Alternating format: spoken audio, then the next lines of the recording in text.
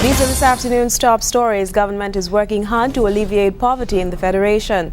HIV/AIDS infections in the region are down 49%, and Nigeria marks the one-year anniversary of more than 250 schoolgirls abducted by Boko Haram.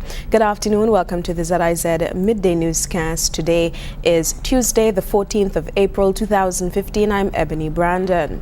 Nationally, Foreign Affairs Minister Honorable Mark Brantley has shared St. Kitts and Nevis's strides in alleviating poverty in the lives of residents.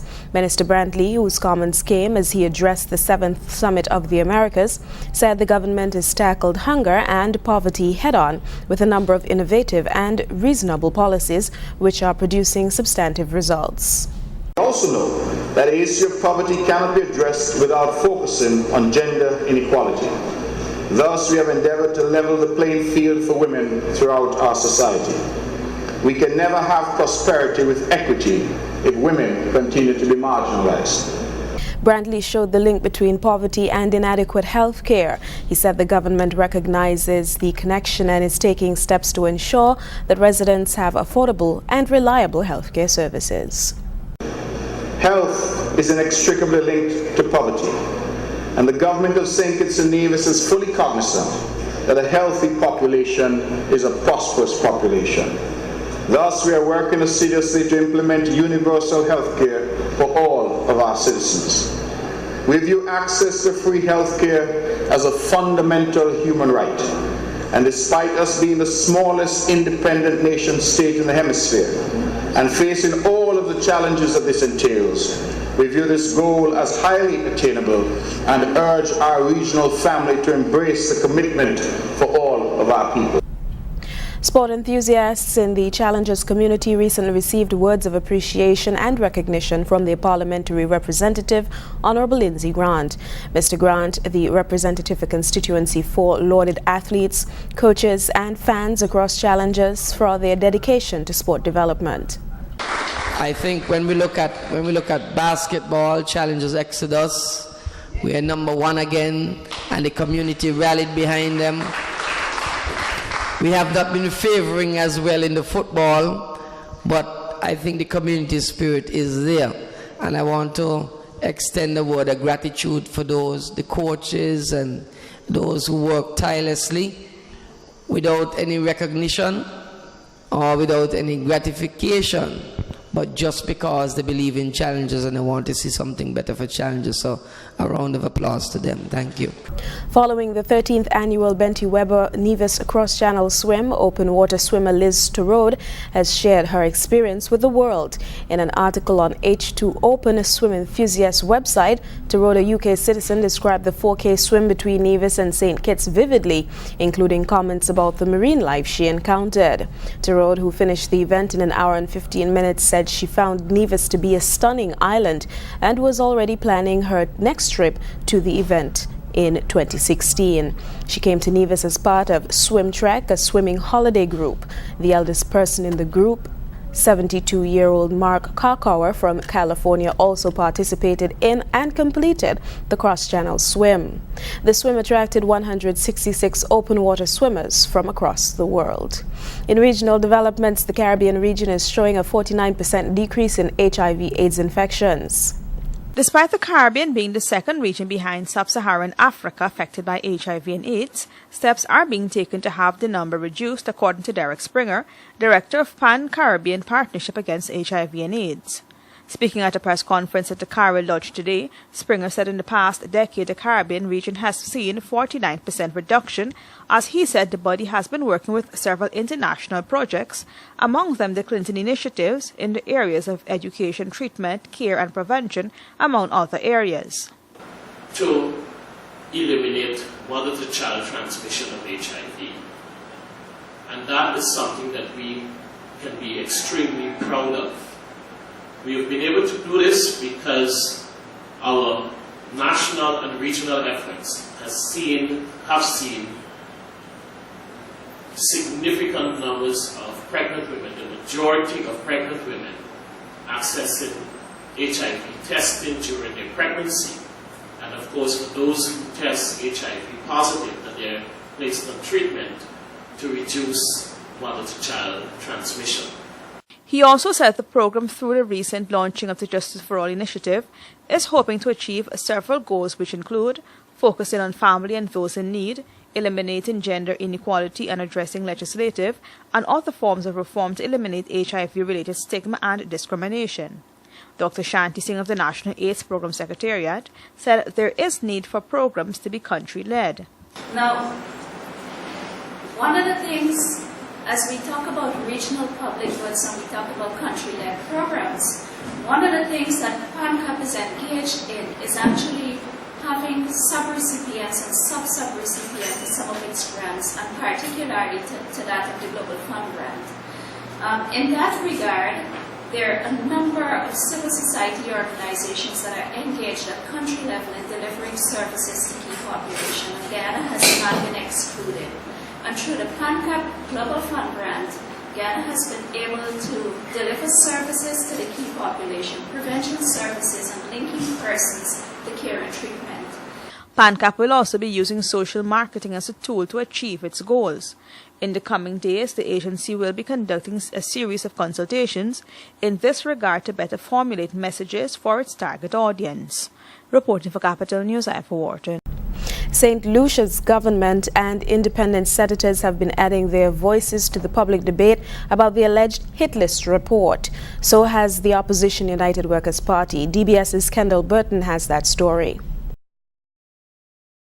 In his address to the nation on Sunday on the impacts investigation into alleged extrajudicial police killings, the Prime Minister said it was not in the public interest to make the report public.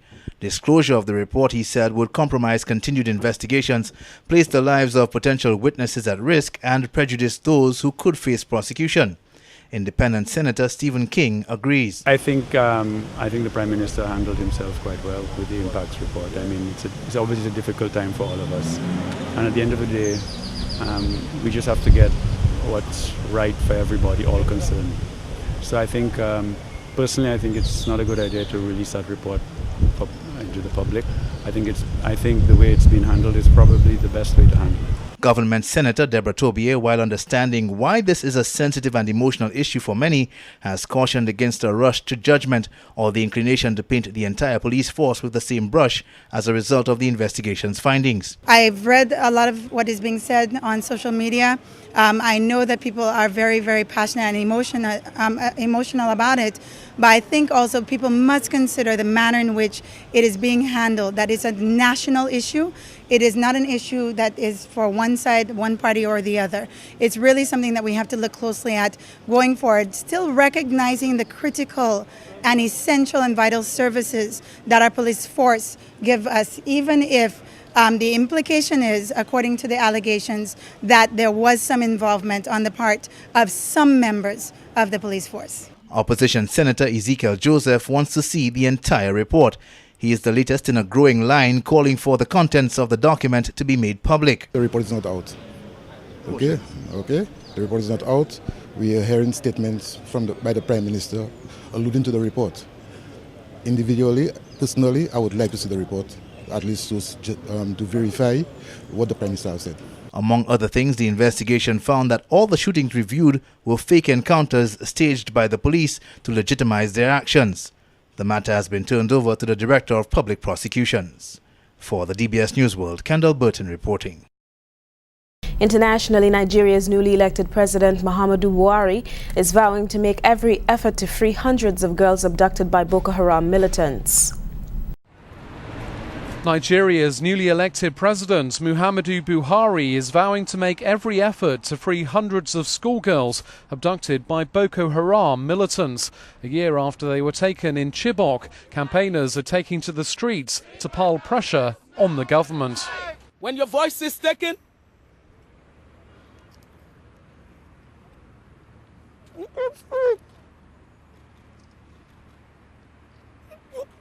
you don't exist.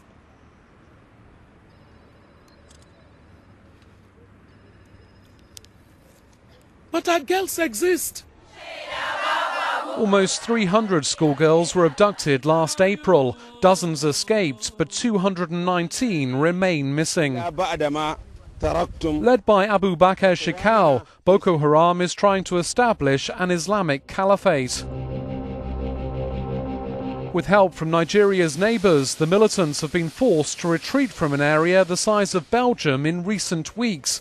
Euronews has been embedded with troops fighting the extremists on the front line. Our reporter says the joint operation, particularly Chad's involvement, is starting to change things on the ground. We were with troops as the village of Malam Fatori was liberated from Boko Haram. It was once home to 30,000 people. It now resembles a ghost town. You can see more in our special report, Fighting Boko Haram, tonight on Euronews and at euronews.com. Rio de Janeiro's governor has admitted that a pledge to clean up waterways ahead of next year's Olympic Games will not be fully met. It comes as hundreds of dead fish continue to wash up on the banks of a lagoon where rowing and canoeing events are due to be held. From a distance, it looks like an idyllic setting for next year's Olympic Games, but take a closer look at Rio de Janeiro. This is where the rowing and canoeing competitions are due to be held. Hundreds of dead, rotting fish bob up and down in the water. It's a common sight in Rio, where waterways are choked with raw sewage and rubbish. When you're rowing, he says, you start to feel sick. You have to stop and go and rest. Authorities have pledged to clean up waters ahead of the Olympic Games, but they now admit all of their promises won't be met. Rio's governor says Guanabara Bay won't be fully cleaned until the end of 2018.